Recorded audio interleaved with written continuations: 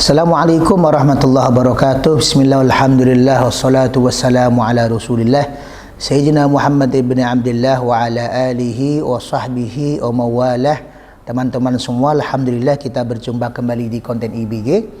InsyaAllah kita akan menjawab pertanyaan yang masuk kepada kami. Assalamualaikum warahmatullahi wabarakatuh. Izin bertanya Gus, dalam sholat ada bacaan sir atau bacaan pelan. Saya lebih sering membacanya di dalam hati daripada saya baca dengan suara yang pelan. Apakah saya salah? Kalau pelan, pelannya dengan cara bagaimana? Mohon penjelasannya. Bismillahirrahmanirrahim. Yang namanya bacaan berarti harus dibaca. Artinya dibaca apa? Bukan sekedar dimasukkan di dalam hati. Dalam bahasa Jawa bukan sekedar batin, tapi harus betul-betul menggerakkan lisan hingga mengeluarkan suara berbentuk lafaz. A, I, U-nya jelas, alif, ba, ta-nya jelas, membentuk lafaz yang kemudian suaranya minimal wajib didengarkan oleh telinganya sendiri. Ini adalah definisi dari qiraah. Nah, dari bacaan-bacaan sholat tadi ada yang wajib untuk dikerjakan. Berarti artinya untuk 5 bacaan yang wajib untuk dikerjakan ini, apabila dikerjakan tidak dengan cara qiraah, tidak dengan cara dibaca, tapi justru dibaca dengan cara batin, maka nyuwun pangapunten, hal itu menjadikan sholatnya tidak sah. Kenapa? Karena 5 ini tadi diharuskan untuk qiraah, diharuskan untuk membaca. Apa saja 5 itu? Yang pertama adalah takbiratul ihram, yang kedua adalah suratul fatihah, yang ketiga adalah tasyahud akhir, yang keempat sholawat di dalam tasyahud akhir, yang kelima adalah salam. 5 ini wajib dibaca. Sehingga apabila ada orang sholat yang ketika melakukan 5 ini tidak dengan cara dibaca, tapi di batin, tidak menggerakkan lisan, tidak mengeluarkan suara, tidak membentuk lafaz bismillah, tapi cukup di dalam hati, maka yang seperti itu nyuwun pangapunten tidak sah. Kenapa?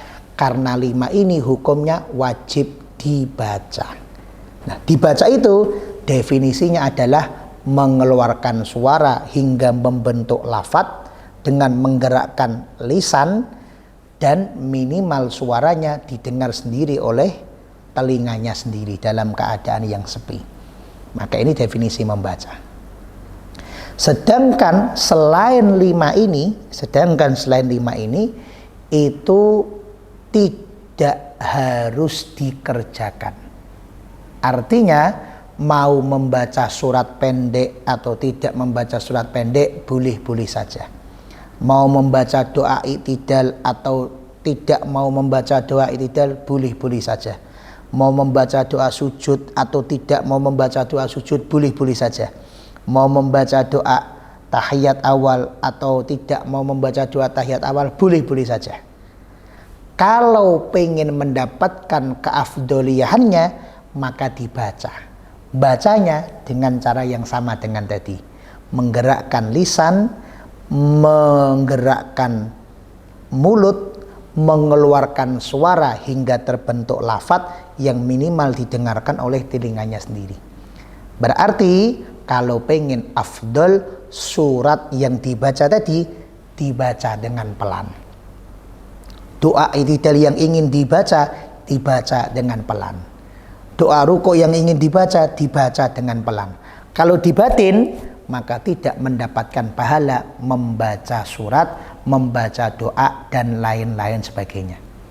Jadi membaca definisinya adalah mengeluarkan suara dengan cara menggerakkan lisan hingga membentuk lafaz, minimal suaranya didengarkan oleh telinganya sendiri.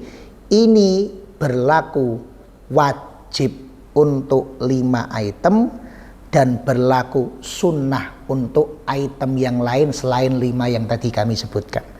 Artinya kalau sampai 5 ini tidak dibaca, maka hukum sholatnya tidak sah. Tapi kalau selain 5 ini yang tidak dibaca, maka hukum sholatnya sah tapi kurang sempurna. Poin nomor 1. Poin nomor 2, ada beberapa keadaan yang sunnah untuk dibaca dan dibacanya dengan cara jahar, dibacanya dengan cara keras. Berarti apa? Kita memperkeras suara sekiranya bukan cuman kita yang mendengarkan, tapi juga orang di sekitar kita yang mendengarkan. Sekeras apa? Tergantung situasi dan kondisinya. Tergantung situasi dan kondisinya. Dalam apa saja? Yaitu dalam sholat berjamaah. Maka disunahkan bagi kita untuk mengeraskan suara.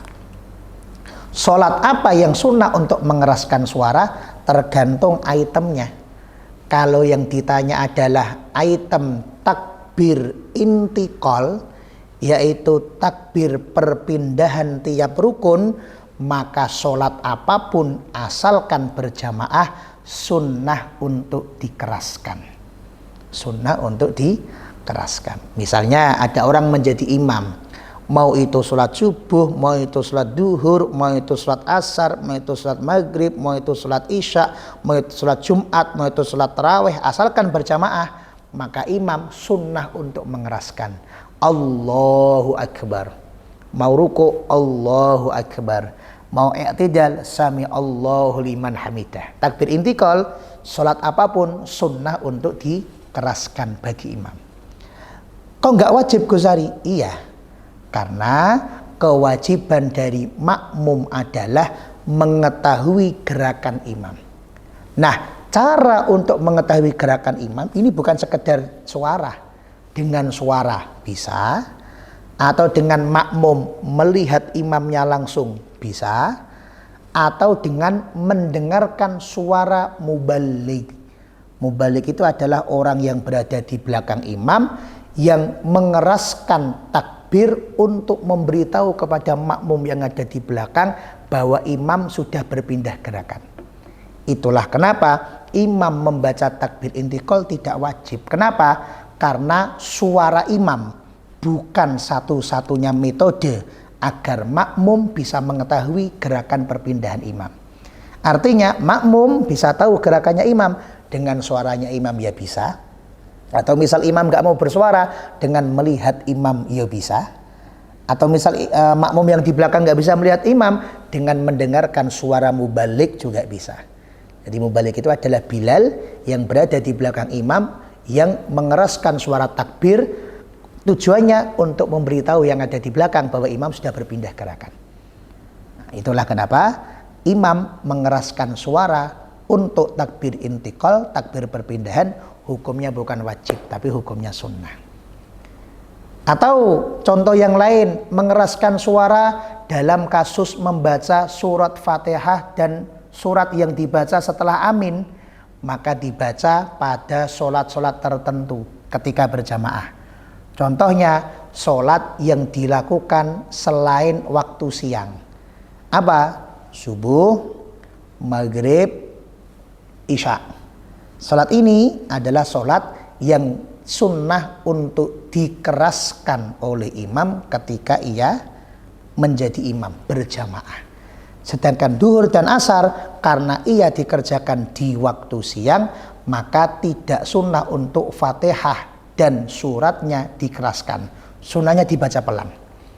Begitu juga kalau ada jamaah sholat isya yang dilakukan di waktu siang. Dipahami pertanyaannya? Kalau ada jamaah, orang berjamaah sholatnya sholat isya tapi dilakukan di waktu duhur. Contohnya apa? Contohnya tadi malam satu keluarga berjamaah ketiduran. Ba'da maghrib tidur, berjamaah ketiduran, bangun-bangun jam 10 pagi. Nah, bangun-bangun jam 10 pagi, di waktu siang sudah.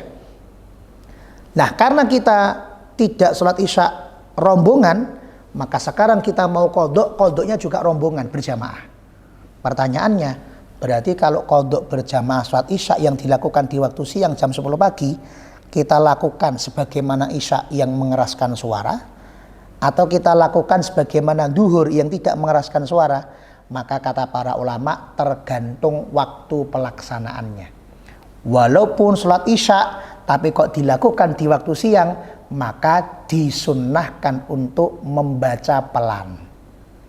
Sebaliknya, apabila ada sholat qadha duhur berjamaah yang dilakukan di waktu malam, maka sunnah dikerjakan dalam keadaan dibaca keras bagi imam. Bisa dipahami ya? Nah, maka kriteria sholat yang imam dianjurkan untuk mengeraskan suara ketika berjamaah adalah sholat yang dikerjakan di waktu fajar atau di waktu malam. Contohnya subuh, maghrib, dan isya. Sedangkan sholat yang dikerjakan di waktu siang, maka sunnah untuk dipelankan, duhur dan asar. Sebaliknya, kalau ada duhur berjamaah yang dikerjakan di waktu isya qadha, maka mengikuti isya dikeraskan suaranya.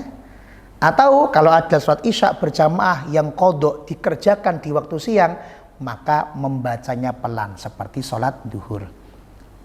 Yang kedua, sholat yang disunnahkan untuk Fatihah dan suratnya dibaca secara lantang, dibaca secara keras adalah sholat Jumat, kemudian sholat tarawih, kemudian sholat witir, kemudian sholat Idul Fitri, Idul Adha, dan sholat-sholat yang lain sebagaimana yang sudah kita ketahui bersama.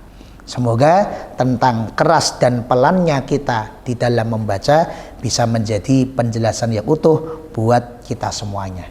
Intinya tetap dibaca. Ada sebagian item yang wajib untuk dibaca, ada sebagian item yang tidak wajib untuk dibaca, ada sebagian item yang dibaca sunnah dibaca pelan, ada sebagian item yang dibaca dan sunnah untuk dibaca keras sesuai dengan perincian-perincian, pembagian-pembagian yang tadi sudah kami sampaikan. Terima kasih. Assalamualaikum warahmatullahi wabarakatuh.